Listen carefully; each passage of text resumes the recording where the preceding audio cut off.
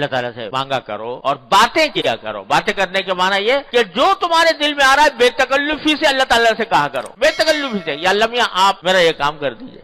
کیوں اتنے تکلف کے پردے حائل کر رکھے ہیں تم نے اپنے اللہ تبارک و تعالیٰ کے ساتھ؟ ہر بات جو دل میں آ رہی ہے وہ کہہ دو. میں نے اپنے والد ماجد رحمۃ اللہ علیہ سے سنا, اللہ تعالیٰ ان کے درجات بلند فرمائے, کہ ایک بزرگ تھے وہ بہت دعا مانگا کرتے تھے, یا اللہ میاں مجھے بہت سارا پیسہ دے دیجیے, بہت سارا دے, تھوڑا نہیں بہت سارا. تو وہ صاحب کشف بھی تھے, تو کہیں کشف ہوا کہ کیا تمہیں اتنا جو کچھ دے رکھا ہے اس کے اوپر تم اس اور مانگ رہے ہو اتنا سارا؟ جہاں اللہ میاں میں مانگ رہا ہوں اور مانگ رہا ہوں. کیوں مانگ رہے ہو اتنا سارا؟ کہ جی یہ شیطان مجھے ہر وقت تنگ کرتا رہتا ہے, تو میں اس لیے مانگ رہا ہوں کہ آپ مجھے ایک مرتبہ بہت سارا دے دیجیے. اب آئندہ اگر یہ مجھے آ کے پریشان کرے گا, یہ رکھا ہے دیکھ, یہ رکھا ہوا ہے, تو اللہ میں نے دے رکھا ہے, تو اس لیے مانگ رہا ہوں کہ شیطان اگر آ کے مجھے پریشان کرے گا اور کہے گا تو کھائے گا کہاں سے, تیری اولاد کیا کرے گی, تو بچے کیا کریں گے, اس فکر میں مجھے مبتلا کرے گا. جتنی دیر میں اس کے اس فکر میں مبتلا ہوں گا جتنی دیر 1000 مرتبہ ذکر کروں گا آپ کا. تو اس واسطے میں اس لیے مانگ رہا ہوں کہ مجھے جب اگر ایک مرتبہ آپ نے دے دیا تو جب کبھی آ کے وہ کہے گا کہ کہاں سے کھائے گا, وہ یہ رکھا ہے دیکھ لمبیاں کا دیا ہوا, اس سے کھاؤں گا, میرے بچے اس سے کھائیں گے. تو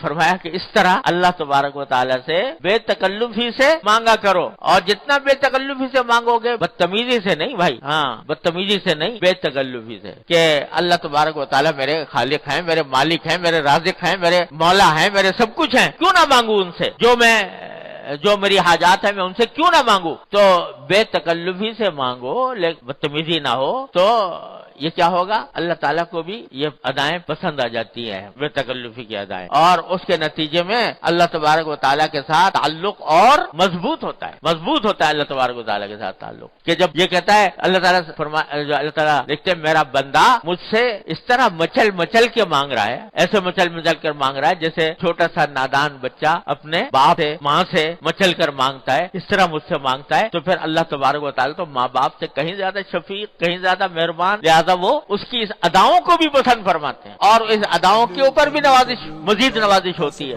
لہذا اللہ تبارک و تعالیٰ سے رابطہ اصل چیز یہ ہے, اللہ تبارک و تعالیٰ اپنے فضل و کرم سے یہ عطا فرما دے کہ اللہ تعالیٰ سے مانگو, اور بے تکلفی سے مانگو, مچل کر مانگو, اور اللہ تعالیٰ سے اس کے ذریعے اپنی جو تعلق ہے اس تعلق کو مضبوط کرو. ہمارے حضرت والا قدس اللہ تعالیٰ سے فرمایا کرتے تھے, پہلے بھی عرض کیا کہ سارے قرآن کا خلاصہ وہ فرماتے ہیں سورہ فاتحہ, اور سورہ فاتحہ کا خلاصہ ایاک نعبد و ایاک نستعین. اے اللہ ہم آپ ہی کی عبادت کرتے ہیں, آپ ہی سے مانگتے ہیں. پہلے ہی دن کہلوا لیا یہ قرآن کریم میں, پہلے ہی سورت میں یہ بات کہلوا لی بندے سے, اور صرف نے کہلوا نہیں لی, کہا 5 مرتبہ کہا.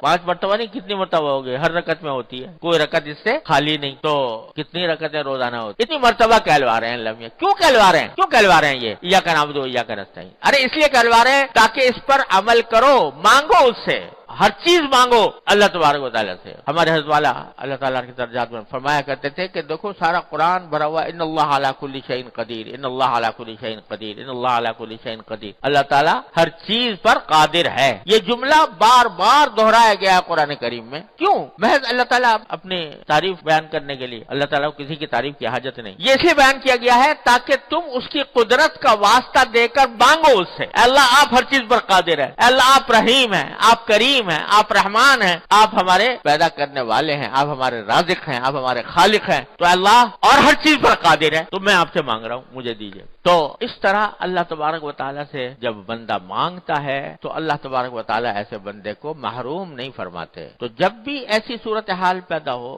یہ میں اس لیے عرض کر رہا ہوں کہ یہ تو ایک بات ہو گئی. حضرت والا نے فرمایا کہ دیکھو اب یہ کتاب آنے والی ہے, تو میں نے اللہ میاں سے یہ عرض معروض کر لی. تو پتہ نہیں ہماری زندگی میں کتنے واقعات ایسے پیش آ رہے ہوتے ہیں کہ اس میں ہر لمحے پر اللہ تعالیٰ کی توفیق کی ضرورت ہوتی ہے, اس کی پناہ کی ضرورت ہوتی ہے. تو ایسے موقع پر اپنا رخ اللہ تعالیٰ کی طرف کر کے اس سے مانگنے کی عادت ڈالو.